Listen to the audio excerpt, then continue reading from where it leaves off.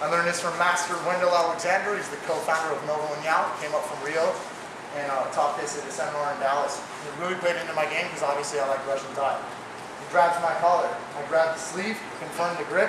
I get the collar grip. I make sure that my forearm is now outside of his elbow. See that? And the same throws from here. And then I have wrist locks. Oh, money.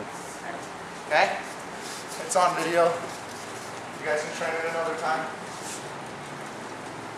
Key is elbow, outside of his elbow. See that difference? Yes, sir. Wrist lock.